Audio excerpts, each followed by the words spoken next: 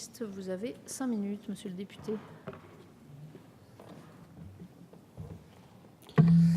Merci Madame la Présidente. Madame la Présidente, chère Laurence, Madame la Ministre, Madame la rapporteure, chère Françoise, mes chers collègues. À l'heure d'examiner ce projet de loi pour une ultime lecture dans l'hémicycle, on pourra que se montrer étonné par son cheminement. Comme il a été rappelé, ce projet de loi a été déposé sur le bureau de notre Assemblée en juillet 2013. Et il est heureux qu'il ne se soit effectivement pas perdu en chemin. Il a été redéposé cet été par une lettre rectificative et l'urgence a été déclarée. Nous avons dû étudier ce texte dans des conditions rapides en septembre. Pourtant, malgré cette urgence, ce n'est que le 29 mars, soit 2 mois après l'adoption du texte du Sénat et 6 mois après la déclaration d'urgence. Convenez que ce n'est pas très commode comme mode d'examen, même si le Parlement et les rapporteurs ont travaillé au mieux pour éviter un recours abusif aux ordonnances. Ce texte était initialement présenté comme le pendant du projet de loi relatif à la transparence de la vie publique. Serait néanmoins réducteur de ne le considérer que comme tel, tant certaines de ces dispositions vont bien au-delà de la déontologie des fonctionnaires.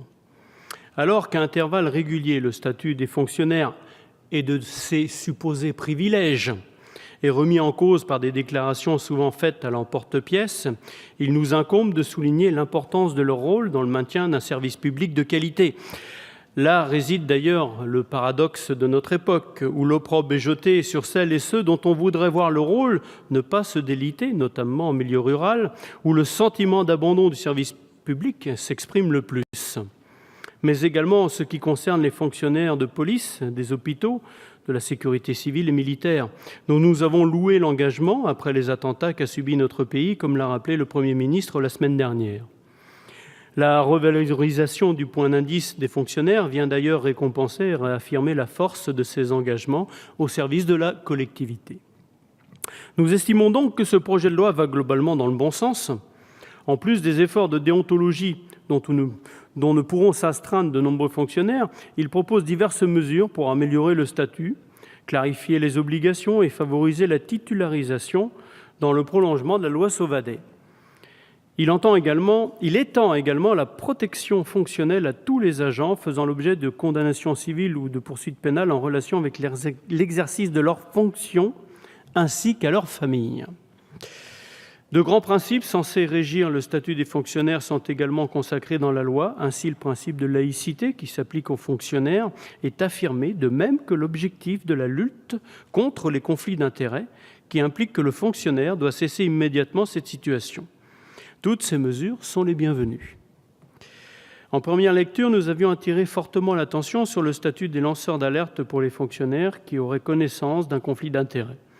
Nous estimons toujours que les différences entre ce statut et celui des autres lanceurs d'alerte auraient dû être clarifiées. Il était nécessaire d'apporter plus de cohérence, car une véritable insécurité juridique est créée par ce texte. Ce texte marque même un recul par rapport aux dispositions que nous avions adoptées dans la loi de lutte contre la fraude.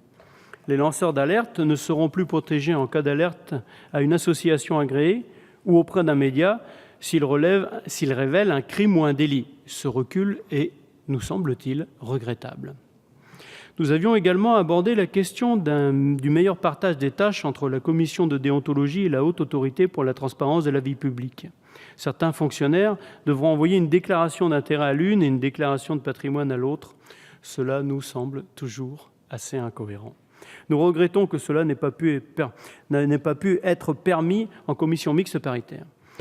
Le texte qui est issu a été renforcé dans son volet droit des fonctionnaires, ce que nous saluons. Nous regrettons néanmoins que l'intérim soit maintenu dans les 3 versants de la fonction publique, alors que notre rapporteur proposait de les supprimer dans la fonction publique territoriale et la fonction publique d'État pour lutter contre la précarité. Nous aurions aimé y adjoindre une solution visant à permettre le don de congés payés aux salariés et aux fonctionnaires dont les conjoints sont gravement malades. En effet, des cas de fonctionnaires dont le conjoint est gravement malade ont été rapportés, auxquels la loi n'apporte pour l'instant pas de réponse. Au final, mes chers collègues, avec ce projet de loi, nous faisons doublement œuvre utile pour les fonctionnaires, en renforçant leurs droits et en permettant de lever davantage une certaine suspicion qui les entourait, en renforçant leurs obligations et leurs devoirs de déontologie. C'est la raison pour laquelle nous voterons en faveur de ce texte. Je vous remercie. Merci, monsieur le député. La parole est à monsieur Gaby Charroux pour le groupe Gauche démocrate et républicaine.